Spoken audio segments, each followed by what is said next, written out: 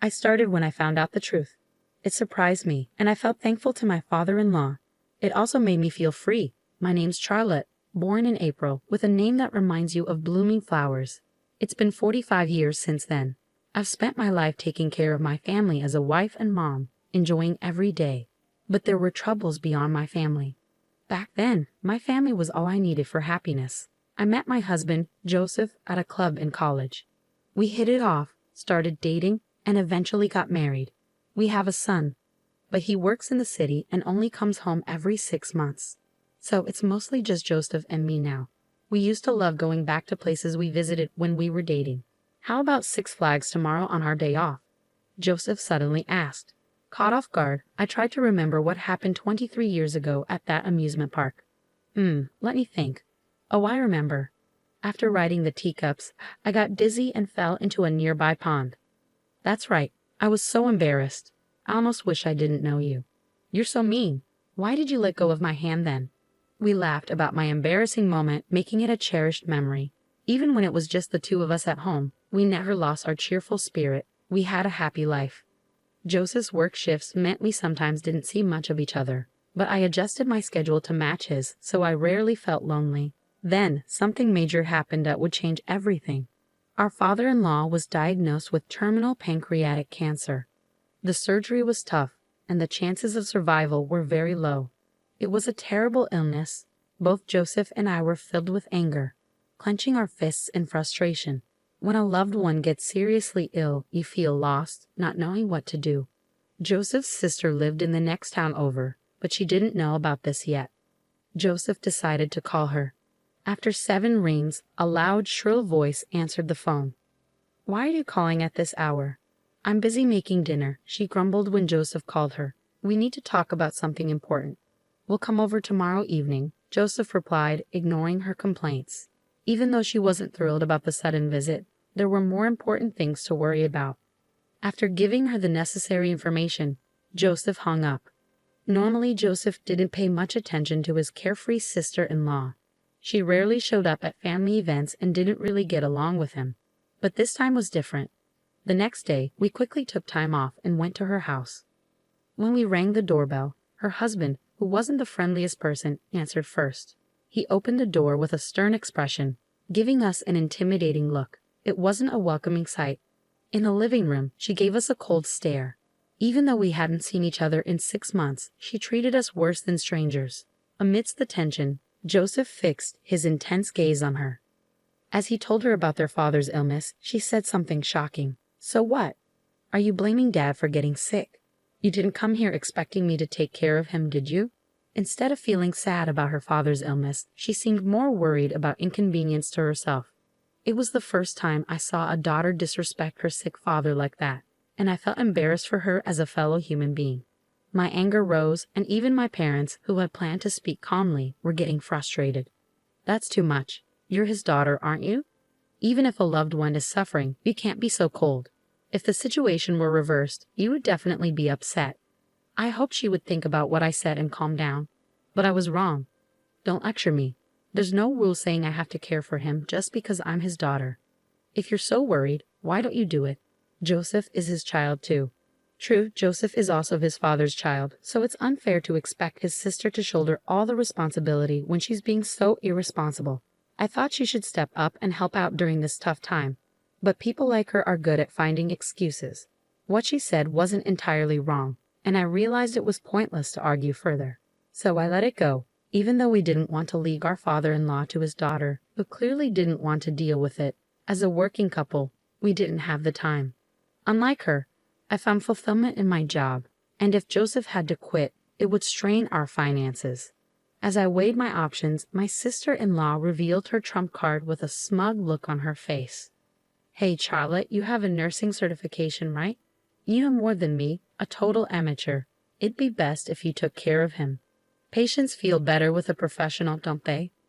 I had worked as a certified nursing assistant, CNA, in a nursing home 15 years ago, and got certified so I could care for my parents if needed, since I'm an only child.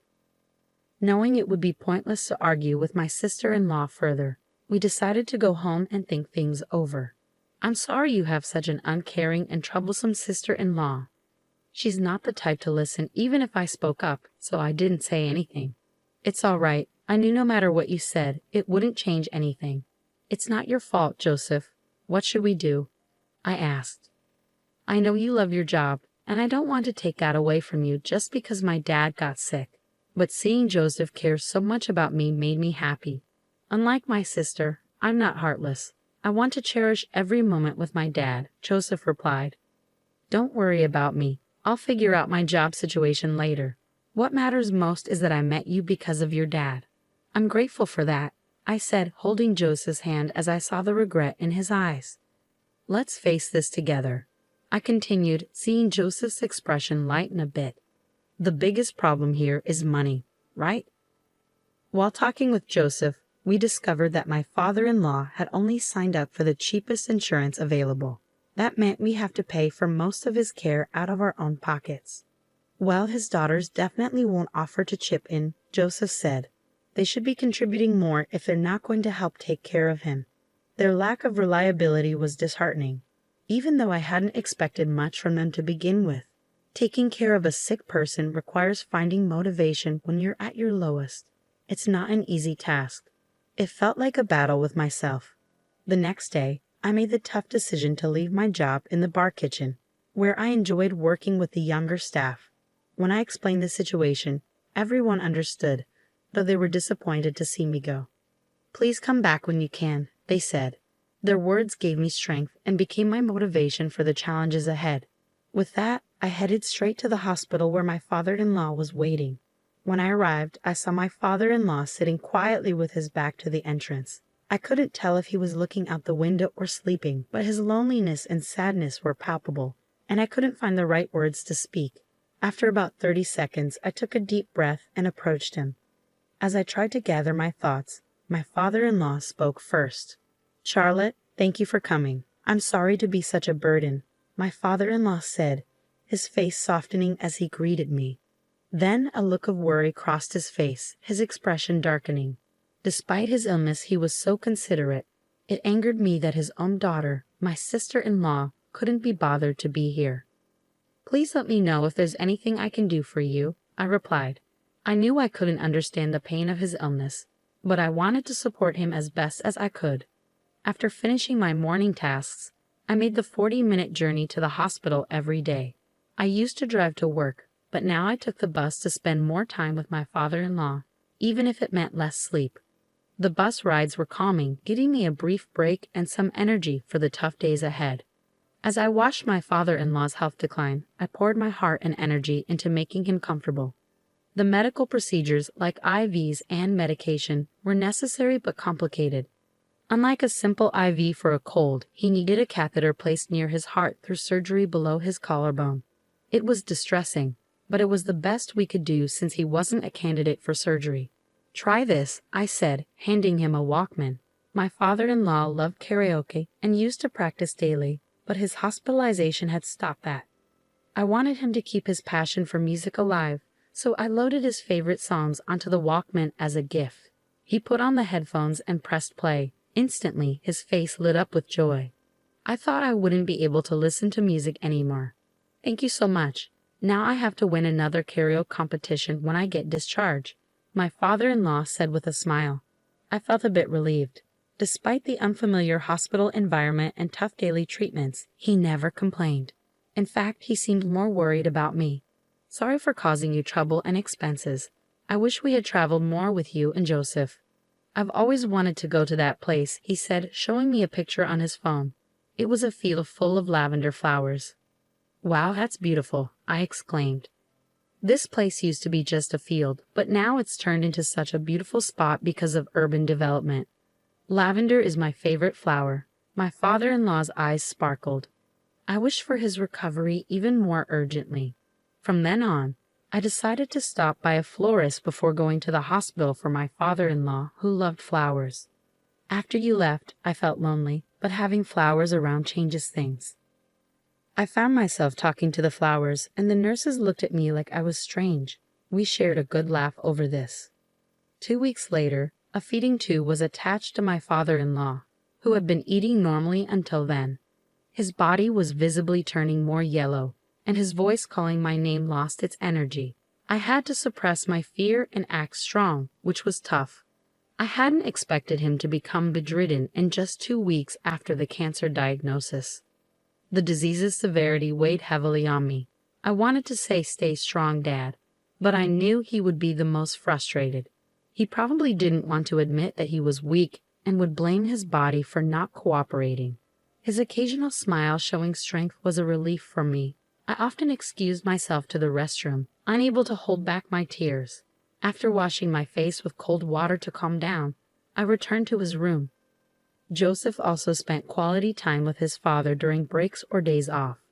I found solace in alone time at a cafe in the hospital. Father-in-law seemed happier when talking with his son, so I made sure they had plenty of time together. An hour later, when I returned to the room, they were discussing insurance money. "I want my modest insurance money to go to Charlotte, who's taking great care of me," father-in-law said, turning towards me. He had changed the beneficiary to ensure that I would receive the money if something happened to him. Then the door flung open with a bang, and my sister-in-law stormed in, hurling abuse. "I heard your conversation. Why did you change the beneficiary to her? It used to be me. Change it back immediately or I'll spread the word that you're the worst father ever." Her words stunned both Joseph and me. Surprisingly, father-in-law defended her. "Okay, I understand. If you feel strongly about it, I'll change the beneficiary back to you. But promise me you'll stop saying hurtful things to Charlotte. She's Joseph's beloved wife, and I won't allow her to be hurt, no matter what," he said sternly. It seemed my sister-in-law's obsession with money was intense. Once father-in-law said that, she nodded quietly and left the room. I wanted to follow her out of disbelief, but my husband and father-in-law stopped me, so I reluctantly sat down. However, something about their behavior seemed off, leaving me with a big question mark in my mind. "Hey, why are you guys laughing?" I asked, puzzled by their amusement. My father-in-law began to explain between chuckles. "That silly girl really believed all my assets were tied up in insurance and went home. Your plan worked well, Dad," he said, handing me 3 bank cards from a locked drawer. He revealed that they held a fortune beyond my wildest imagination, leaving me speechless with surprise. "I knew you were wealthy, father-in-law, but why were you only enrolled in a single minimal insurance plan?" I wondered aloud. However, he'd assured me that the insurance plan was decent, promising $10 million in case of his death. "All my assets are on these cards. I know I don't have much time left, so I want you to use it. I'm sorry for all the expenses I put you through with my hospital bills, flowers, and clothes," he explained sincerely. No, the money we spent isn't a big deal at all. We can't accept such a huge sum. It would feel like a punishment," I protested. "Just take it as a token of gratitude for taking care of me, and remember, keep this a secret from her," my father-in-law insisted. It seemed that, like us, he didn't think highly of my sister-in-law due to her selfish behavior and lack of consideration for family. That's why we had decided to leave her only the bare minimum, if anything, if something happened to him. "Won't you accept my offer?"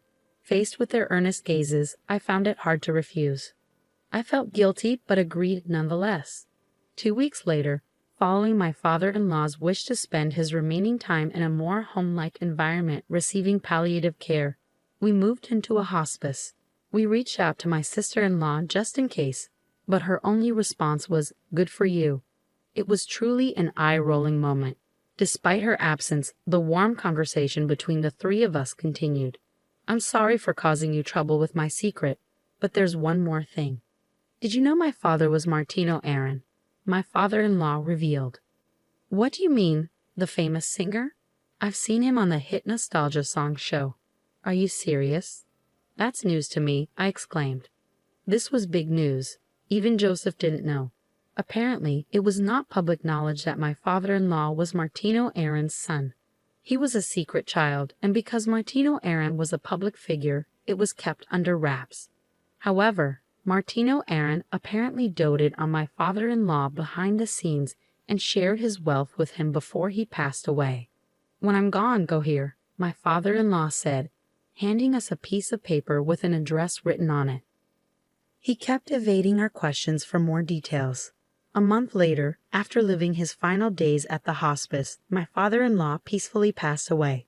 "Father-in-law," I sobbed, calling for him one more time, but there was no answer. Gratitude welled up in me for how he had always treated me like his own daughter, and tears streamed down my face as we stood by his side, leaning on Joseph for support. At the funeral, my sister-in-law arrived and began crying loudly, a stark contrast to her previous attitude. She talked to the attendees as if she deeply cared for her father. I wanted to expose her true intentions of only caring about money, but I knew it wouldn't make my father-in-law happy. Instead, I decided to think of her as a stranger, which eased my mind somewhat. After the funeral, she didn't bother us, and we didn't bother with her either. A week after my father-in-law's passing, Joseph and I went to the location written on the piece of paper he had given us. We were astonished by what we found. "What is this?" we both exclaimed as we stood before an enormous, opulent mansion unlike anything we had ever seen before. Unsure of what to do, we decided to explore the vast gardens first. Suddenly, a woman emerged from the house, startling me so much that I fell backward. "I'm sorry, I didn't think anyone was here," she said with a kind smile as she invited us inside. The interior was extravagant, with marble, diamonds, and ornate decorations. It felt like we had stepped into a dream. The woman guided us to a room with plush chairs where we sat down. As I tried to process the reality of the situation, she began to speak slowly. "I've been the caretaker of this house. Your father owned it and used it to entertain his friends from time to time. Every time someone would visit, I would come to assist. But now, there's no longer a need for me to be here. Your father's final wish was to hand over the ownership of this house to you, Joseph and Charlotte." After saying this, she handed us a set of keys, a map of the house, and a notebook detailing the location of various valuables. "I'm glad to have met the people your father treasured the most. I wish you happiness," she said before leaving. After 2 hours of exploring, we found a letter from my father-in-law in a desk drawer in the study. It stated that we could live in or sell the house as we wished. We couldn't express our gratitude to him enough for leaving us not only a fortune, but also this grand mansion. With him no longer with us, all we could do was continue living in this world for his sake. The following month, we decided to visit a hotel that my father-in-law had wanted to go to for 15 years. On the way there, we played his favorite music and talked to a photo of him. "Father-in-law, we're finally going on a trip together. Let's have a blast today," I said suddenly, and a leaf fell and stuck to our car window, shaking lightly. It felt like father-in-law had answered us, which made me happy. 3 hours later, we arrived at the historic hotel he had spoken of, nestled in a quiet spot surrounded by peaceful nature. Photos of several past presidents adorned the walls, adding to its recognition and importance. After we were shown to our spacious room, we sat down on the sofa, enjoying the welcome drinks and fresh fruits. "It's been a while since we've been able to enjoy a leisurely trip like this," Joseph remarked. "Yeah, well, Dad's with us today," I replied. It had been a while since Joseph and I shared a meaningful glance, and I couldn't help but feel a bit embarrassed. After indulging in the spa and exploring the hotel, it was finally time for the meal we had eagerly awaited since we had ordered for 3. The room service staff, upon delivering our meal, was quite surprised when we explained the situation. They nodded in understanding with a kind smile. After reminiscing about my father-in-law for a while, they even offered us a complimentary bottle of wine. "This is delicious, just like Dad would say," I exclaimed. I wasn't used to drinking much, so I got a bit tipsy that day, and my memory became a bit hazy. However, Joseph, who had a higher tolerance for alcohol, remembered my actions and recounted them to me the next morning. "Last night, you kept caressing Dad's picture and saying, 'I love you.' You've said that to me only a few times. I felt a bit jealous of Dad," he said, laughing. As we drove along a different route than the day before, we shared this humorous anecdote. Then suddenly, we spotted it. Lavender blooming as far as the eye could see. There was no mistaking it. This was the place my father-in-law had shown us in the photo. Embraced by the gentle beauty of the lavender, I felt invigorated, no longer trapped in sadness, but eager to face forward. "Dad told me once that Mom used to gaze at the lavender a lot before she passed away," Joseph shared. Realizing that my father-in-law had brought us here out of love for his wife touched my heart deeply. Since then, we've started bringing lavender to the grave. It has become a precious flower for our family, warming our hearts and spirits. Once we returned to our normal lives, we began spending our weekends in the luxurious house my father-in-law left us. Thanks to this, every week felt like a vacation. My love for Joseph deepened and my gratitude to my father-in-law overflowed. I can't count how many times tears of joy soaked my clothes. Fast forward a month later, it was a weekday around 7 p.m. After Joseph came home and took a bath, I was preparing dinner when the doorbell rang. When I checked the monitor, I saw my sister-in-law. She rarely comes to our house. I wanted to pretend we weren't home, but with Joseph's car in the driveway and the lights on, that wasn't possible. As I hesitated, my impatient sister-in-law began pounding on the door. Worried about the neighbors noticing, I quickly turned off the stove and hurried to the door. As soon as I opened it, she started yelling before the door fully closed. "Where the hell are you two?" "On the weekend." It seemed she had come to our house over the weekend, but Joseph and I weren't there. I couldn't tell her why, so I remained silent as she glared at me threateningly. All right, come this way," I said, leading her to the living room. I didn't want her lingering at the front door, so I intended to let Joseph handle her. Just then Joseph, fresh from his bath, appeared at the entrance, and I sighed in relief. "What brings you here around dinner time?" Joseph asked straightforwardly. As I watched them, he led her to the living room, and the conversation continued. "I came to light incense for Dad at the family altar over the weekend, but you two were nowhere to be found," she said self-righteously. Her tone still irked me. Then, out of the blue, Joseph dropped the bombshell. "I actually spent my weekend dating Charlotte, trying to pass on all the love that Dad gave me. Sorry if this doesn't sit well with you. A sister who has to deal with her husband being lovey-dovey with another woman," Joseph said. My voice and sister-in-law's overlapped in shock. "What?" she exclaimed. Sister-in-law was visibly shaken by this unexpected revelation. "There's no way. What are you talking about?" "There's no way he could be interested in any other woman but me," sister-in-law protested. Immediately after, Joseph took out his mobile phone from his pocket and showed a picture to sister-in-law. Curiosity piqued. I peeked at the photo, and sure enough, it was sister-in-law's husband arm in arm with another woman. Sister-in-law's fury and sadness reached the peak, and she seemed to stop caring about me and Joseph. As soon as she got the picture forwarded from Joseph, she stormed off. The next day and the day after, when I asked Joseph, who didn't talk about sister-in-law, what happened to the couple, he said he didn't know because he had blocked sister-in-law's contact. "I don't consider her a sibling anymore. All I want is to live a peaceful daily life with you," Joseph said. Fast forward a month later, while out shopping with Joseph as usual, we bumped into a neighbor from where sister-in-law lived.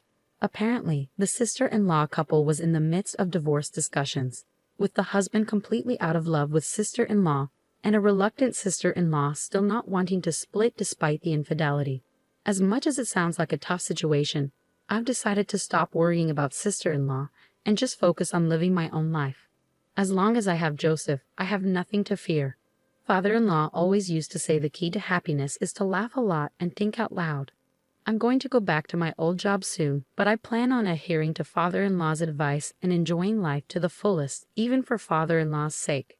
Joseph and I both love to sing, and we've promised to participate in a karaoke competition together. Our goal: to make it to the same podium that father-in-law did, to reach the top as we let our singing voices resonate towards the heavens.